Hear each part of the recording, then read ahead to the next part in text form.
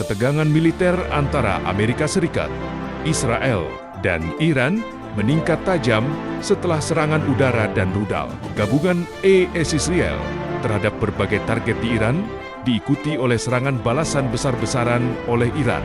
Konflik ini telah menyebabkan jumlah korban jiwa dan luka yang signifikan. Dampak langsung terhadap fasilitas publik seperti sekolah, rumah sakit termasuk Gandhi Hospital di Teheran, bandara, dan infrastruktur sipil lainnya, serta memicu penutupan jalur pelayaran strategis seperti Selat Hormuz yang sangat vital bagi penyaluran energi dunia. Pada tanggal 28 Februari tahun 2026, militer AS dan Israel melancarkan serangan udara dan rudal yang menargetkan pangkalan militer, fasilitas pertahanan, serta struktur kepemimpinan Iran dalam operasi militer bersama yang disebut Operation Lion's Roar. Serangan ini memicu balasan dari Iran yang melancarkan gelombang rudal balistik dan drone ke wilayah Israel, pangkalan militer AS, dan negara sekutu di kawasan Teluk sebagai respon atas agresi tersebut. Berdasarkan data Palang Merah Iran, catatan korban akibat serangan AS dan Israel di Iran ada sekitar 201 orang meninggal dan 747 lainnya luka-luka di berbagai provinsi, termasuk efek serangan yang menghantam area pemukiman sipil.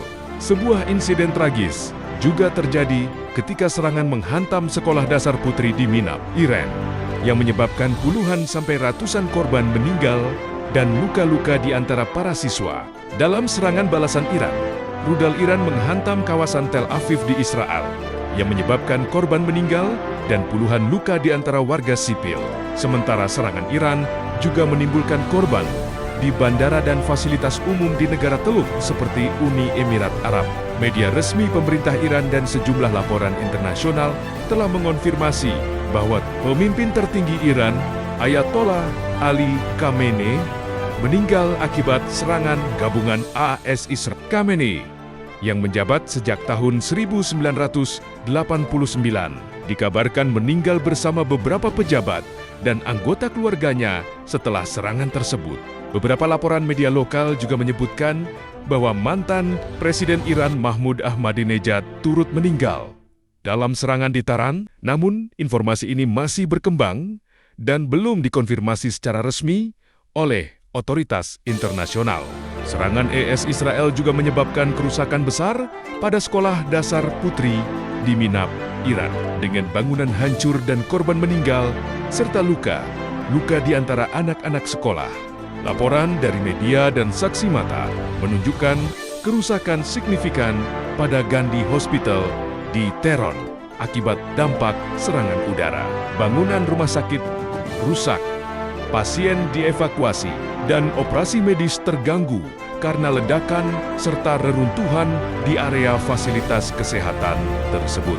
Serangan juga berdampak pada fasilitas bandara sipil di kawasan Teluk, termasuk kerusakan pada terminal bandara di Abu Dhabi dan Dubai, dengan pembatalan penerbangan dan gangguan layanan akibat kondisi keamanan.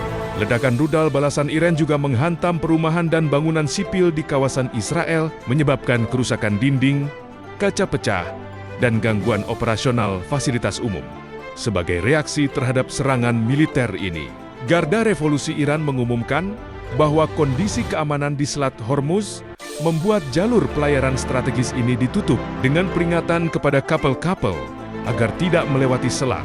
Penutupan ini berdampak besar terhadap perdagangan minyak dan gas global karena Selat Hormuz merupakan jalur transit penting bagi pasokan energi dunia. Konflik ini mendorong reaksi luas dari negara-negara di dunia, termasuk seruan dari Perserikatan Bangsa-Bangsa dan negara besar untuk menghentikan permusuhan dan mencari solusi diplomatik agar perang tidak berlanjut menjadi konflik regional yang lebih besar. Gangguan pada pasokan energi dan pasar global mempertegas dampak konflik pada ekonomi dunia. Konflik militer antara AS Israel dan Iran telah bereskalasi menjadi konfrontasi besar yang menyebabkan jumlah korban jiwa signifikan. Kerusakan luas pada fasilitas umum termasuk sekolah dan rumah sakit seperti Gandhi Hospital, serta gangguan besar pada infrastruktur sipil dan jalur perdagangan global seperti Selat Hormuz. Perkembangan situasi ini masih dinamis dan potensi eskalasi lebih lanjut tetap menjadi fokus pemantauan oleh komunitas internasional.